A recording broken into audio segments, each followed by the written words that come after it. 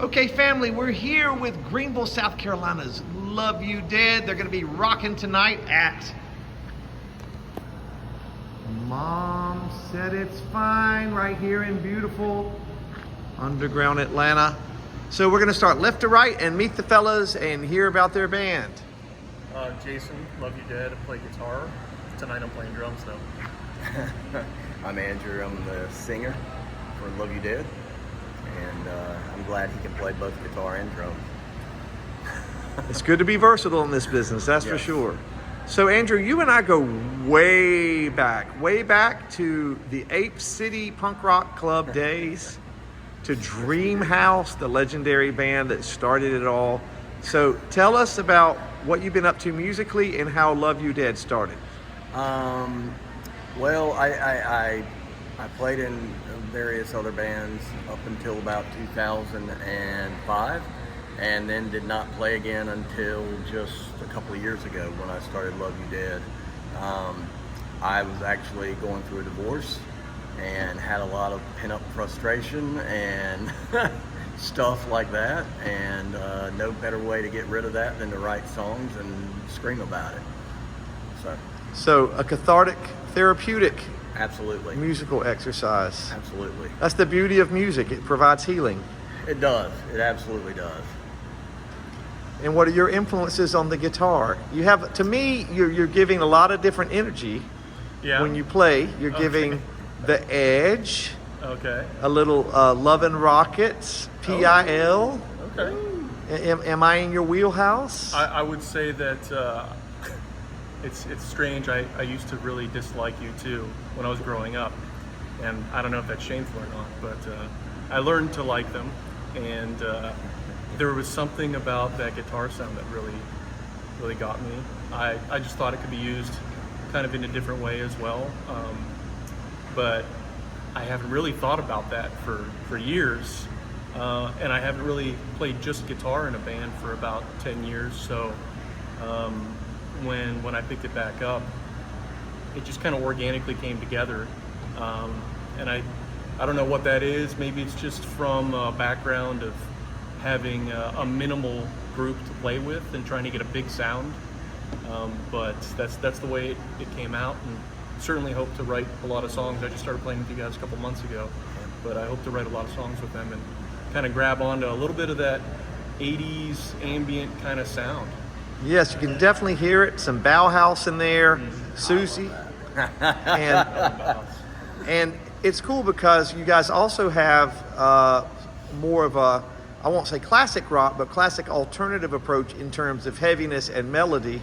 I was extremely impressed because I've listened to all of your songs that are online with the use of harmony. Can you talk, Andrew, about the importance of harmony in your sound? I'm a big fan of it myself. We're trying to incorporate more of it, but you guys are very astute at harmony. Can you talk about how that happens in your songwriting? I mean, harmony is layering.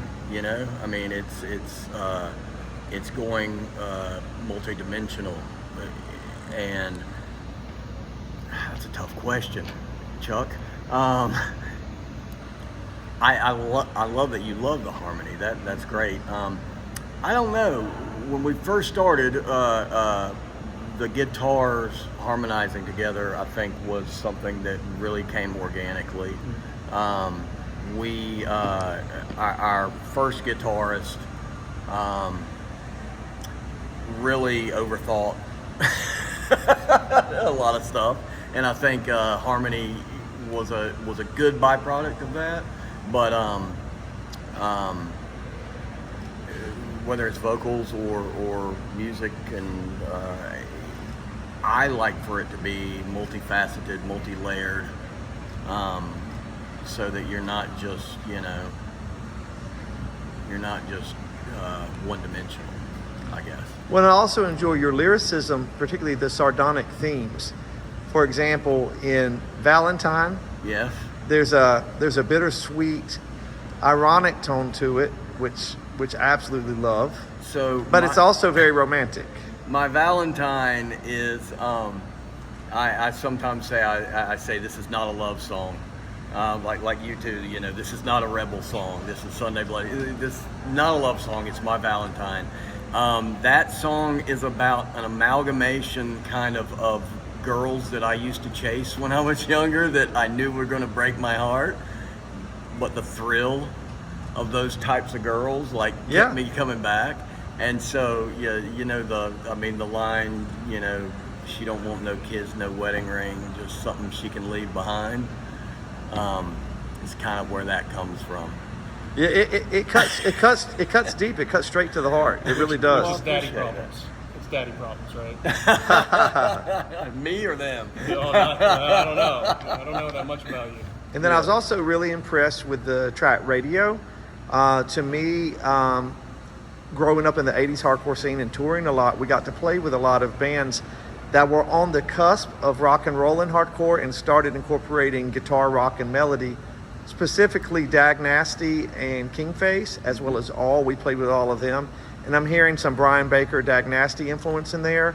And I also like the idea of the lyrics of a young person coming to the city for the first time, exploring the music scene, the bars, the excitement of the city.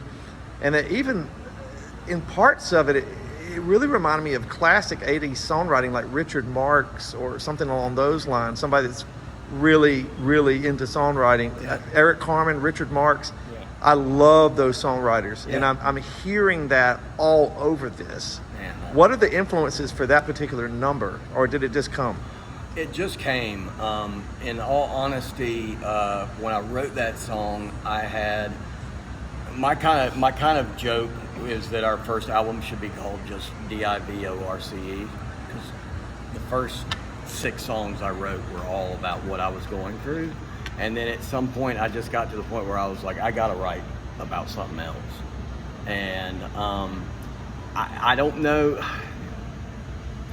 I don't know how to tell you how things come into my brain and how, you know, I mean, I just had an idea about writing about a kid that came from a bad place and had talent and chased his dream, and that's kind of what came out of that.